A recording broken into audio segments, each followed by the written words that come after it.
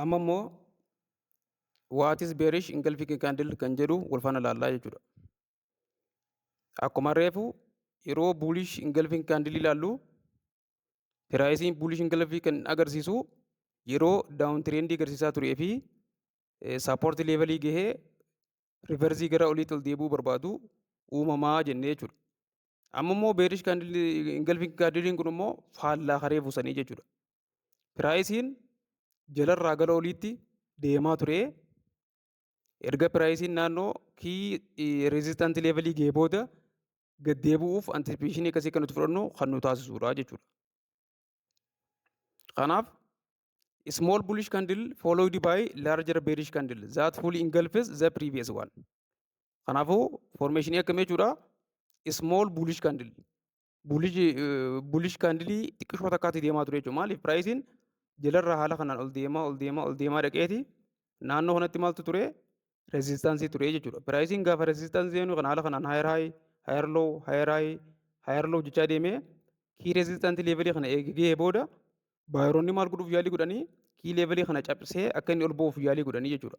Haa ta'uutii malee seelaroonni itti dhufuudhaan piraayisii buulishii xiqqishoo bakka kanatti uumamte kana guutumaa guututti ingilfe godhuudhaan piraayisiin kii levelii bakka kana jiru kii resistaansii levelii kanarraatii akka gad deebi'uuf yaalii goosisanii turanii jechuudha. Kanaafuu piraayisiin jalaa ol deemaa ture small bullish candle takka bifa kanaatiin bullishiin akkanaa kan uumamtee followed by larger bearish candle. Bearish candle guddaa akkanaa kanaatiin kii levelii kanatti yoonii fi guutumaa guututti ingilfe godhu. Ammas iyyoo kalaaltan ta'eef piraayisiin inni beerishii kun kaandiliin beerishii kun kaandilii bulishii kana guutumaa guutuutti ingilfe godhee jira jechuudha. Kanaafuu piraayisiin higher jechaa bifa kanaan deemaa kii resistant zoonii erga dhaqee booda piraayisiin bifa kanaatiin beerish ingilfiin kaandilii yoo dhufute kanaan booda piraayisiin keenya gara seelii ta'ee gad akka deemu probability kana akka fudhannu taasisaa jechuudha. It appears after uptrend or as the top of the retracement. Piraayisiin maal godhaa ture egaa asiitii uptrend irra ture jechuudha. Asiin higher low jechaati bifa kanaatiin ol deemaa ture. San booda tooppii irratti jechuudha. Naannoo tooppii kana dhufee kanaaf beerish ingilfiin kaandilii tireed godhuuf duraan dursa tirendiin keenya duraanii uptrend ta'uu chee godhuu qabna jechuudha. Maaliif piraayisii yoonii fi konsolideette yookaan immoo bifa kanaatiin saayidweeyii keessa kan jiraatu taate bifa kanaatiin horizontal irra yoo deemu taate chaartii irraa bakkuma fedhettu beerish ingilfiin dhufe jennee osnee tireedii seenuu hin qabnu jechuudha. Dura maal mirkaneessuu qabna? Piraayisiin keenya bifa kanaatiin higher low godhaa deemuun maalummoo agarsiisuu qaba? Uptrendii agarsiisuu danda'u ture jiraata jechuudha. San qofaan osoo hin taane piraayisichi deemee kii sappoortii leevelii bakka tana rezistaantii waan jirtuuf rezistaantii zoonii kana tuquu danda'u ture jiraata jechuudha. Achi booda buyers try to push higher but sellers overwhelmed them reversing momentum jedhe. Maaliif bifa kanaatiin deemaa dhufee maal godhe bakka kanatti baayiroonni humna qabaatanii humna isaaniitiin ol cabsuuf yaalii godhanillee sababaa seelaroonni hedduun magaalaa keessa dhufaniif asirraatti rijeeshinii uumanii kaandiliin itti antee dhuftu guutuutti kaandilii buulishii kana akka inni ingilfe godhu waan agarsiiseef as booda baayiroonni humna hin qabanii kana booda seelaroonni daran humna akka qabaatan agarsiisaa jechuudha. Kanaafuu gara olitti higher ol push godhuuf yaalii godhanis seelaroonni dhufanii piraayisii kana reversii taasisanii jiranii jechuudha.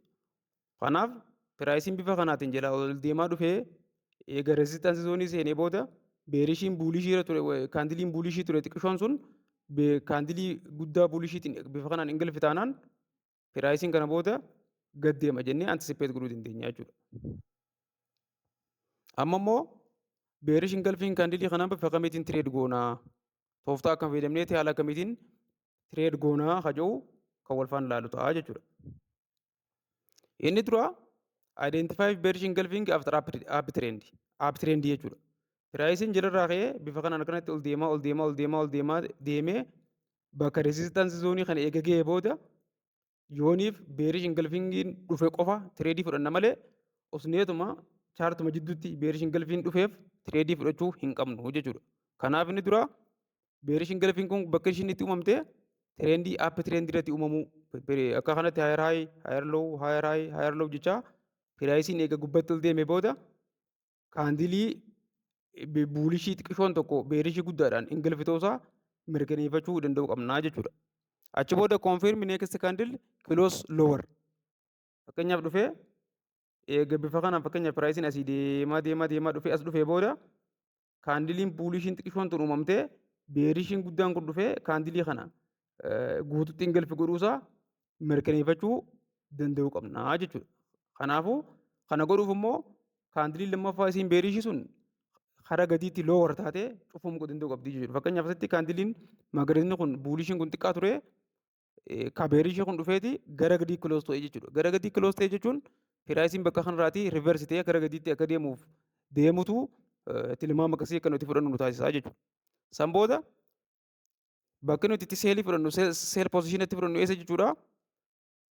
Kaandilii ingilfi godhe san loowuu isaa irratti jechuudha. Fakkeenyaaf kaandilii ingilfi godhe bakka tana waan ta'eef bakka tanaatti seelii ni fudhannaa. Seel poozishinii bakka tanatti seennaa jechuudha. Eegachi seennee booda istooppiloosii keenya immoo eessa fudhannaa. Istooppiloosiin eessa ta'uu qaba? Abbaaf ingilfiingi kaandil.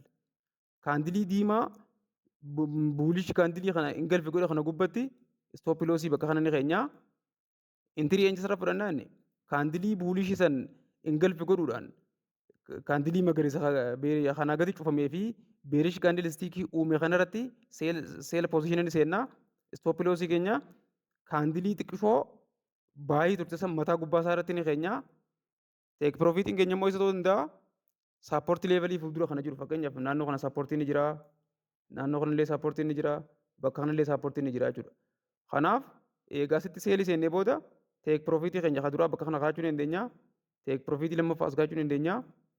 Teek piroofiitii sadaffaa immoo naannoo kana kaachuu ni dandeenya jechuudha. Barbaachisaa ta'an immoo parsantaa takka riskii goonee riiwaardii parsantaa lamaa eeggachuullee ni dandeenya jechuudha. Fakkeenyaaf akka fakkeenyaatti yoo asitti ilaallu taateef piraayisiin maal godhe bakka kanarratti haala kanaan aapdireentii uumaa deemeeti bakka kanatti rezistaantii zoonii seenee jechuudha. Naannoo kana fakkeenyaaf rezistaantii zoonii jira jennee yoo fudhannu taateef eega piraayisiin kun deemee asii rezistaantii kanatti tuqee booda maal uume bakka kanatti baayiroonni dhufaniiti rezistaantii zoonii kana cabsuuf yaalii godhanii turanii garuu qacarraa ta'e seelaroonni itti dhufuudhaan maal godhanii piraayisiin kaandilii kanaa kuni guututti beerish kaandiliin kun buulishii kana akka inni ingilfi godhu taasifamee qaamni buulishii kun guutuunsaa beerishii kana keessatti ingilfi ta'ee san booda piraayisiin beerishii kun gatti cufame loowuu kanaa gatitti cufamee jechuudha. Yeroo akkas ta'u maal goona nuti seel poozishinii kana bakka tana keenya seelni goona istooppiloosii kaandilii ingilfi kaandilii kana gubbaan keenya teek piroofiitii immoo naannoo kanatti dhufnee teek piroofiitii keenya fudhannaa jechuudha. Maaliif naannoo kana kii sappoortii zoonii waan jiruuf eegaa asitti seel poozishinii bannee booda istooppiloosii gubbaa kana keenyee teek piroofiitii keenya karaa gadii kanatti kennee gad deemee nuutu antisipeeshinii fudhachuu dandeenya jechuudha.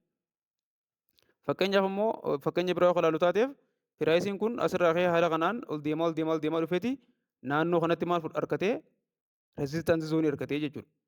Piraayisiin eega dhufee bakka kanatti rezistaantii zoonii argatee booda maal godhe baayiroonni ol deemuuf yaalii godhanii turanii akka carraatti kaandiliin kana hoonuu xiqqaa turte beerishoonni immoo warri seelaroonni dhufanii maal godhan kaandilii guddaa kana uumuudhaan loowuu kaandilii xiqqaa kanaatti gaditti akka kiloos ta'uu fi guutummaa guututti buulish kaandiliin kun ingilfi akka taatu godhanii jechuudha. Yeroo akka kanaa nuti piraayisii bakka tanarratti seel poozishina keenya seennee istooppiloosii bakka tanarra teek piroofiitii immoo naannoo kana dhufnee kaannee asir booda piraayisiin gara gadii kana akka inni nuu deemuuf tilmaamuu dandeenya jechuudha.